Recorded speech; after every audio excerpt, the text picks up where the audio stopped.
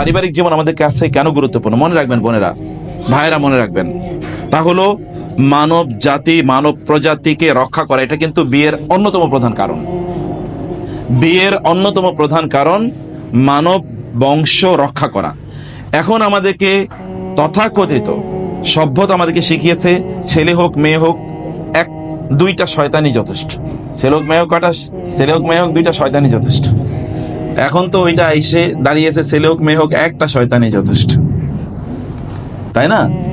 আমাদেরকে কোথায় নিয়ে বের করছে দেখেন। অথচ আপনারা যদি এখানে যারা বসে আছেন, আপনাদের বাপদাদারা তারা কয় ভাই বোন ছিলেন একবার চিন্তা করে দেখুন তো। আমরা তো একটা সন্তানকে লালন পালন করতে গিয়ে এখন চিৎকার চেঁচামেচি হই হুল্লো, যায় রে, আইলো রে, গেল রে ইত্যাদি অবস্থা। তাহলে তারা কিভাবে এতজনকে, এবং তারা মানুষ ছিল। আর আমি এর আগে যে বলেছি, আমি ইচ্ছা করে বলেছি শয়তান, কিন্তু তার আগে তারা কিন্তু আপনার মা, আপনার বাবা, আপনার দাদা দাদি তাদেরকে নিয়ে আপনি গর্ব করেন, এবং তাদের ত্রুটি বিচ্ছুতি আপনি খুব বেশি খুঁজে পাবেন না। অথবা তারা এত সুখে, এত স্বাচ্ছন্দ্যে, এত গাড়ি বাড়ির মধ্যে তারা ছিলেন না, কিন্তু সেখানে সুখ ছিল। এখন আমাদের অনেক কিছু আছে, কিন্তু এই জায়গাটাই মিসিং, যেটা আমরা চাই।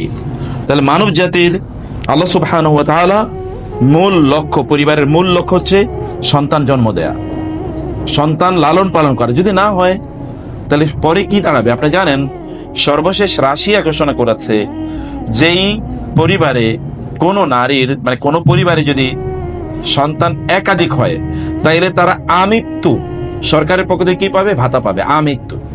কেন ভাতা পাবে? কারণ তারা দেখেছে 2000 এখন যে পরিস্থিতি যাচ্ছে, 2050 সালে দেখা যাবে ওখানে কেবল বুড়ো লোকের সংখ্যা, কেবল বুড়ো লোকদেরকে দেখা যাবে। এখনো ইউরোপ আমেরিকা জুড়ে বুড়োদের সংখ্যা বেশি, যুবকদের সংখ্যা কম। যুবকদের সংখ্যা কেন কম? কারণ সন্তান হয় না। দুই কারণে সন্তান হয় না। এর মধ্যে একটা হলো বিয়ে কমে গেছে। এটা কিন্তু একটা বিশাল ষড়যন্ত্র অংশ, আপনারা হয়তো জানেন না। একটা বড় ষড়যন্ত্র অংশ। ষড়যন্ত্র কি? এই যে আপনারা এখন দেখেন না LGBTQ, ছেলে ছেলে মেয়ে মেয়ে বিয়ে করে, আমি মনে মনে ছেলে, ট্রান্স যেটা আপনারা দেখছেন, মনে মনে ছেলে মনে মনে মেয়ে, এই যে প্রবণতা, অথবা গোটা পৃথিবী জুড়ে আপনি দেখবেন যে ছেলেরা ছেলেকে বিয়ে করছে, মেয়েরা মেয়েকে বিয়ে করছে। আলটিমেট উদ্দেশ্য কি বলেন তো? আলটিমেট উদ্দেশ্য হচ্ছে পরিবার ধ্বংস করে দেবে, কোনো মানব সন্তান জন্ম নেবে না। এটা তো একটা ইস্যু। 2 নম্বর হচ্ছে আপনি দেখেন ক্যারিয়ারিস্ট হয়ে গেছে সবাই, ছেলেরা এবং মেয়েরা।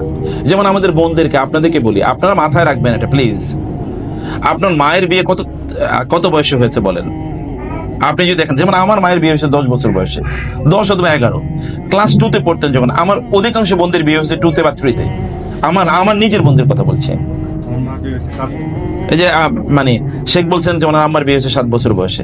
এখন আপনি যদি তা দেখেন, তাইলে কি তারা কি খুবই খারাপ জীবন যাপন করেছিলেন? তো আমার মার, ওনার সন্তান যখন হয়েছে, আমি জানি না ওনার সন্তান কখন হয়েছে, তখন তার বয়স কত ছিল, অথবা 12, 13 বা 14। তো উনি কি তার সন্তানকে লালন পালন করেননি? কিন্তু আমাদের সন্তানদেরকে আমরা কি লালন পালন করতে পারছি? মা কিন্তু জন্মগতভাবে মা হিসেবেই যখন একটা বাচ্চা জন্ম নেয়, আল্লাহ তাআলা তাকে মায়ের কোয়ালিটি দেন। এবং এই কারণে যেমন আমি বলি, কারো যদি মেয়ে সন্তান না থাকে তাহলে তিনি আসলে বাবাই হতে পারেন নাই। তার মেয়ে যদি না থাকে, আমার ছেলেটা ব্যক্তিগতভাবে আমার কথা বলছি, আমার সর্বছোট্ট মেয়েটা, সেটাও বাবা ঘুমানোর আগে এসে জিজ্ঞেস করে তোমার কি একটু মাথাটা টিপিয়ে দিতে হবে? এবং আমার মেজো মেয়েটা জামা কাপড় সব আয়রন করার তার রেডি, বাবার জামা কাপড় আয়রন করা আছে কিনা এগুলো সব থেকে লন্ড্রি থেকে আয়রন করে আসে। কিন্তু আমার লন্ড্রি পছন্দ হয় না আয়রন, আবার আমার বাসা আবার আয়রন করে দেওয়া লাগে। আমার মেজো মেয়ে জানে যে আয়রন করে দিতে হবে। আর বড় মেয়ে একটু বুদ্ধিজীবী টাইপের আর কি, সেগুলো বুদ্ধিভিত্তিক গল্প বাবার সাথে এসে করতে হবে, আদারওয়াইজ তার ঘুম হয় না। আর ছেলে তার নিজের জগৎ নিয়ে আছে, বুঝতে পেরেছেন? খুবই ভালো মানুষ সে, কিন্তু নিজের জগৎ নিয়ে আছে। এই মেয়েরা যদি না থাকতো তাহলে আমি বাবাই হতে পারতাম না, বিশ্বাস করেন। মেয়েরা মূলত মাতৃত্বের এবং পিতৃত্বের স্বাদ দেয় মানুষকে। মেয়েরা মাতৃত্বের এবং পিতৃত্বকে স্বাদ দেয়। এবং আমাদের পরিস্থিতি হলো, আমি বলেছি যে দেখেন সৃষ্টিগতভাবে একটা মাদারলি কেয়ার আল্লাহ তাআলা তাদের অন্তরে তৈরি করে দিয়েছেন। কিন্তু বাবারা কোনোদিন, বাবা হতে হলে প্রশিক্ষণ লাগে, কিন্তু আমাদের বাবারা তো প্রশিক্ষণ নেয় না। আপনারা খারাপ মনে করেন না, বাবাদের প্রশিক্ষণ নেওয়া ফরজ। আদারওয়াইজ বাবা কেবলমাত্র বিয়ে করলে বাবা হওয়া যায় না, বাবা হওয়ার জন্য প্রশিক্ষণ লাগে। মা হওয়ার জন্য কোনোদিন কোনো ট্রেনিং সেন্টারে যাওয়া লাগবে না। মাকে আল্লাহ তাআলা বিল্ট ইন কিছু যোগ্যতা দিয়ে দিয়েছেন। 2 নম্বর বিষয় হলো, এবং আমি আমার নিজের মা এবং বোনদের গল্প আমি বলছি, আমার ফুফু বা খালাদের গল্প আমি আপনাদেরকে বললাম।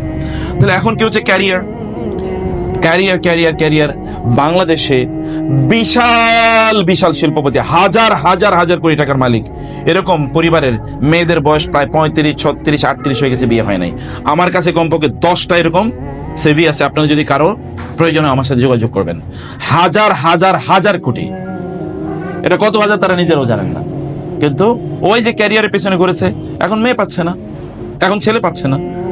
আর ছেলেরা তো বিয়ে করবে, বিয়ে করার প্রয়োজন যদি আগেই মিটে যায় তাহলে বিয়ে করার দরকার কি? বুঝেন না এই পরিস্থিতিটা? Very dangerous situation.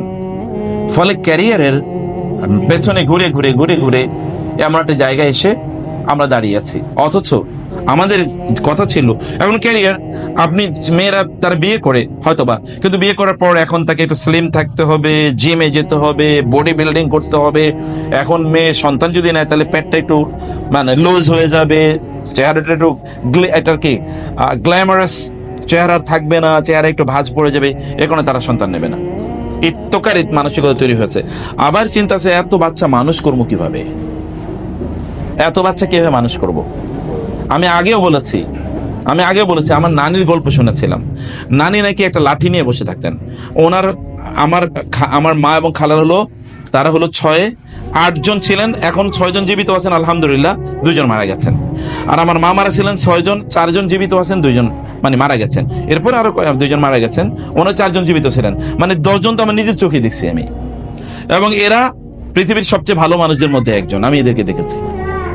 এবং নানু যেটা করতেন তা হলো একটা লাঠি নিয়ে রান্নাঘরে তো বসে থাকতেন, ওই তোরা পড় কিনা, এত লম্বা লাঠি, এখান থেকে অতটুকু পর্যন্ত পড়ো, এই ঠিক আছে। এবং উনি হয়তোবা কোনো পড়াশোনাই করেন নাই, হয়তোবা শুধু কোরআন পড়া শিখেছেন, এরকম টাইপের আর কি। কিন্তু তারপরে তোমরা পড়ো, তারা এটা বুঝতেন। আমরা এত বড় শিক্ষিত কি হয়েছে, আমাদের সন্তানটা কই? আমাদের সন্তানটা কি খুব বড় শিক্ষিত হচ্ছে, খুব ভালো মানুষ হচ্ছে? তা না। তো পরিবারে আমি যে কথা বলছিলাম, বোনেরা আমার, আপনারা এটা মাথায় রাখবেন, ভালো মানুষের সন্তান বেশি হওয়া দরকার। আমি আমার ওয়াইফের বলি, ভালো মানুষের সন্তান বেশি হওয়া দরকার। আমি মানুষ ভালো না, কিন্তু আমাদের কিছু বেশি সন্তান হলে খারাপ মানুষের সন্তান কম হোক। তো এখন সমস্যা হয়েছে কি জানেন? সমস্যা হলো আমার ওয়াইফের 4টা বাচ্চা হয়েছে সিজার করে। চতুর্থ বাচ্চা যখন, আমাদের সর্বস্ব ছোট যে বাচ্চাটি, সেই বাচ্চাটি যখন আমার ওয়াইফের গর্ভে আসলো, তখন ডাক্তারের তো প্রায় অজ্ঞান হওয়ার মতো অবস্থা, আপনি তো মরে যাবেন, বেঁচে থাকতে পারবেন না, এরকম একটা অবস্থা। তো আমার ওয়াইফ বলেছে, না, এটা আল্লাহ সুবহানাহু ওয়া তাআলার পক্ষ থেকে ফয়সালা, যা হওয়ার হবে ইনশাআল্লাহ। তো এই কারণে আদারওয়াইজ আমাদেরকে যদি আল্লাহ সুবহানাহু ওয়া তাআলা যদি ওনার এরপরে তো আর পেট কাটা যায় না, আর কাটবে কোন দিক দিয়ে, কাটার তো আর জায়গা নেই, এমন একটা অবস্থা। আমি বলছি ভালো মানুষের সন্তান বেশি হওয়া দরকার, আদারওয়াইজ খারাপ মানুষের সন্তান গোটা পৃথিবী ভরে দেয়।